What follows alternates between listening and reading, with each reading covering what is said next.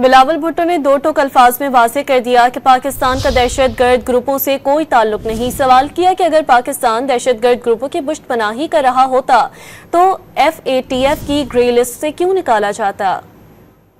The Prime Minister has already offered for there to be an impartial investigation in Pakistan. We, unlike many other countries across the world, have actually learnt our lesson. And in the context of these same sort of linkages that these accusations that have existed in the past, Pakistan has also undergone its own internal reform. While I was Foreign Minister, Pakistan exited the FATF grey list, which means the international community also accepts that Pakistan has no connection as of today to any such groups. The point that I'm trying to make is Pakistan has learned its lessons. It's moved on from this, which is an old chapter in our history. What is it for Pakistan to gain in having a terrorist attack like this in Maqbooza Kashmir, or for us to initiate firing on the line of control?